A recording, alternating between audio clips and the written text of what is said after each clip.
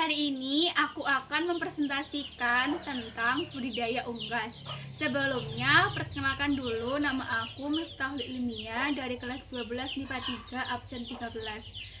Kalian juga bisa lihat PPT di samping sini. Sebelumnya, kalian tahu nggak sih apa itu unggas? Apa itu budidaya? Unggas adalah jenis hewan ternak kelompok burung yang dimanfaatkan daging, telur, atau bulunya. Sedangkan budidaya adalah kegiatan terencana pemeliharaan sumber daya hayati yang dilakukan pada suatu area lahan untuk diambil manfaat atau hasil panennya. Kita lanjut ya. Apa saja sih jenis unggas itu? Jenis unggas ada 5, yaitu ayam, bebek atau itik, entok, angsa, dan puyuh. Apa sih unggas yang banyak dibudidayakan? Unggas yang banyak dibudidayakan adalah ayam. Kenapa ayam? Karena ayam sering banget bahkan menjadi makanan pokok untuk dikonsumsi di negara Indonesia ini. Nah, selanjutnya, apa sih ciri-ciri ayam pedaging itu? Ciri-ciri ayam pedaging adalah pertumbuhannya yang cepat, berdaging, memiliki temperamen tenang dan lamban. Nah, dengan bobot yang tinggi dalam waktu yang relatif pendek, sekitar 4-5 mingguan, produksi dagingnya sudah dapat dipotong. Dan apa saja sih yang harus diperhatikan dan diperlukan untuk budidaya ayam?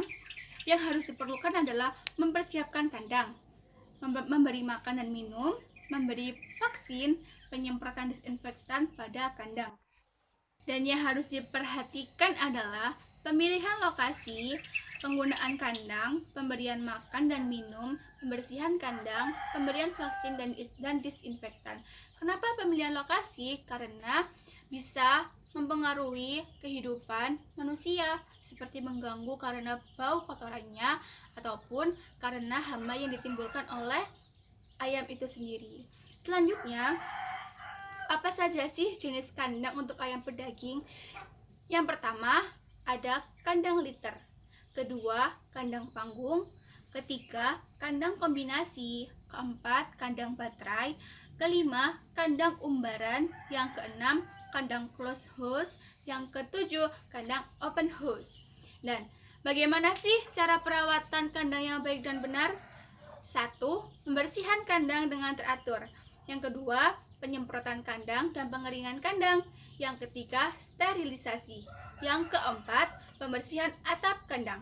Yang kelima, pembersihan tempat makan dan minum. Yang keenam, pengaturan ventilasi. Yang ketujuh, rutin memberikan vaksin pada ayam. Yang kedelapan, memilih tipe kandang yang cocok. Kenapa memilih tipe kandang yang cocok? Karena seringkali ayam mati karena kandang yang tidak cocok dengan tubuhnya.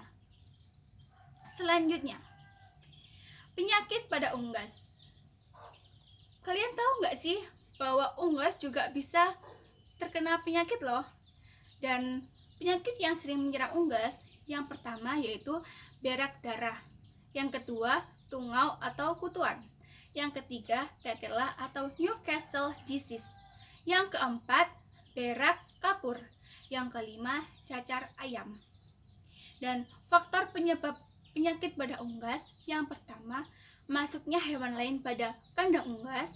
Yang kedua, kurangnya pembersihan dan pengeringan pada kandang. Yang ketiga, tidak melakukan penyemprotan disinfektan terhadap serangga. Yang keempat, parasit yang menempel pada tubuh unggas. Itulah sebabnya kenapa penting sekali merawat hewan unggas dan kandangnya. Yang selanjutnya, apa sih keuntungan budidaya unggas? Yang pertama, lebih cepat dipanen. Selama memiliki kualitas tinggi, ayam tersebut akan banyak dicari dan dibutuhkan oleh konsumen. Yang kedua, pemasaran yang mudah. Saat ini banyak sekali membutuhkan ayam, sehingga bukan hanya ada pasar yang memerlukan. Yang kedua, pemasaran yang mudah. Kenapa? Saat ini banyak sekali yang membutuhkan ayam, sehingga bukan hanya pedagang pasar, namun justru konsumen yang akan datang kepada pedagang. Dan ayam seringkali dibutuhkan pada saat hari-hari tertentu, misalkan Hari Raya Idul Fitri. Yang ketiga, harga yang meningkat. Memiliki harga yang stabil, bahkan nilainya bisa naik berkali-kali lipat di saat tertentu. Seperti Hari Raya Idul Fitri, pasti harga ayam akan naik. Yang keempat, permintaan terus meningkat. Kenapa? Permintaan daging ayam akan terus meningkat karena ayam banyak sekali digemari oleh masyarakat Indonesia. Sekian presentasi dari saya. Semoga apa yang saya sampaikan dapat kalian terima dengan baik. Dan saya akhiri. Wassalamualaikum warahmatullahi wabarakatuh.